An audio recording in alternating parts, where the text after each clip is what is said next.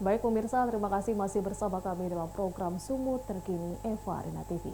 Bersama saya, Emi Faradisa. Pemirsa, upaya pencegahan dan penyebaran COVID-19 berdampak pada pelaksanaan pilkada serentak di tanah air. Dan tentunya, untuk mengetahui informasi terkini kita telah terhubung bersama Ketua KPU Sumut, yaitu Bapak Herdensi Adenin. Halo Bapak. Ya, halo.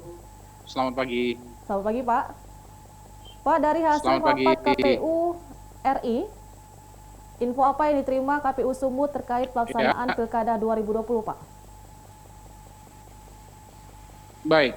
Semalam memang sudah ada rapat koordinasi yang difasilitasi oleh Komisi 2 DPR RI, melibatkan KPU, Bawaslu, Kemendagri, kemudian DKPP.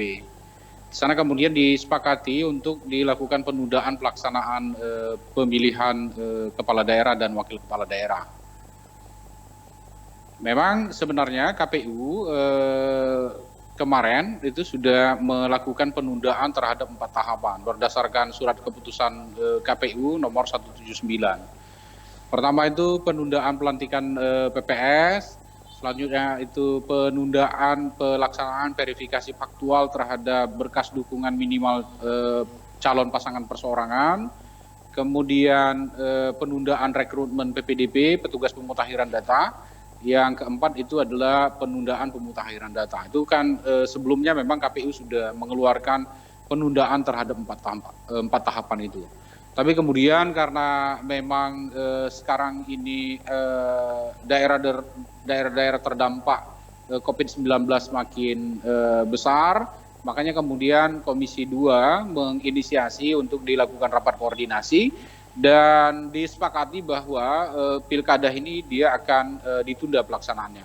Tapi tentu saja KPU itu akan menunggu payung hukum dibuat oleh pemerintah. Kalau di rapat koordinasi semalam itu disepakati bahwa payung hukumnya itu berupa Perpu.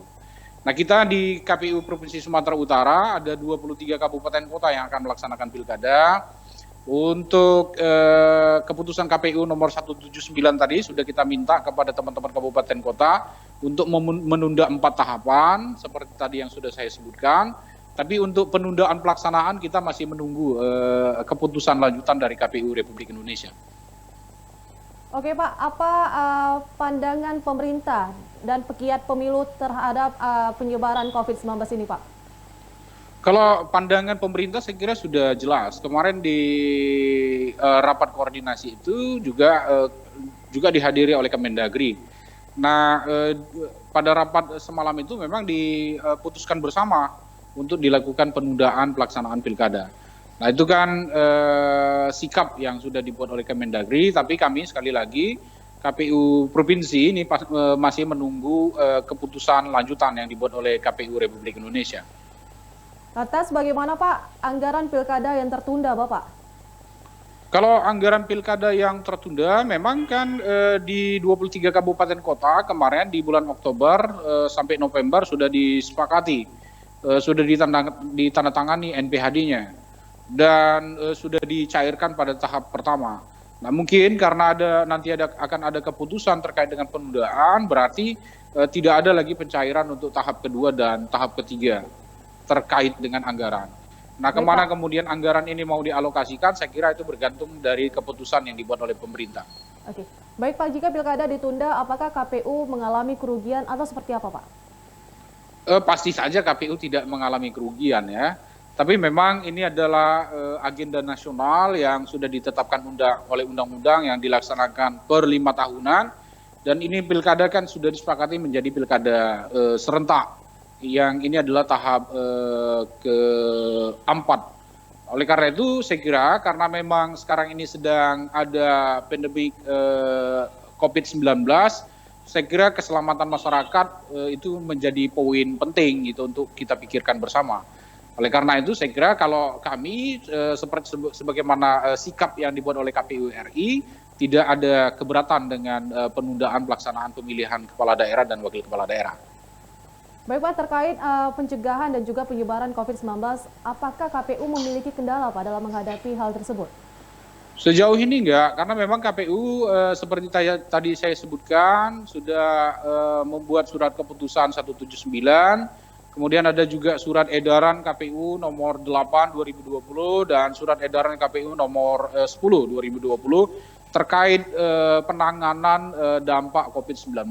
Jadi di kantor KPU di mana daerah-daerah sudah ditetapkan oleh pemerintah sebagai daerah terdampak dengan penanganan yang serius, itu KPU sudah mengambil kebijakan untuk work from home, jadi bekerja dari rumah.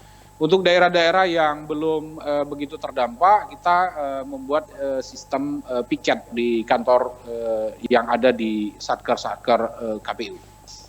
Baik, sejauh ini apakah ada peserta pilkada dari jalur perseorangan yang mungkin bertambah, Pak? Tidak mungkin lagi ada penambahan karena memang penyerahan berkas dukungan pasangan calon perseorangan itu kan kemarin sudah ditutup, jadi tidak akan ada lagi penambahan.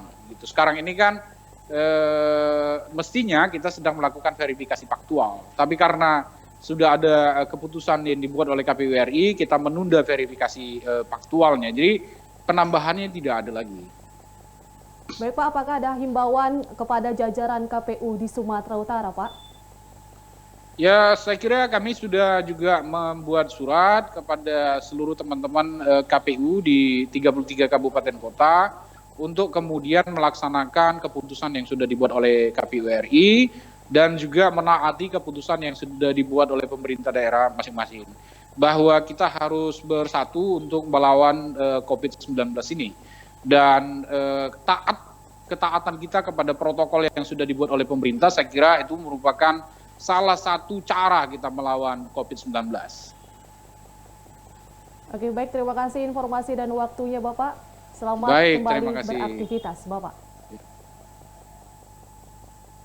Baik pemirsa, demikian informasi yang telah kita peroleh bersama Ketua KPU Sumatera Utara. Saya Emi Faradisa beserta kru yang bertugas pamit undur diri. Terima kasih dan sampai jumpa.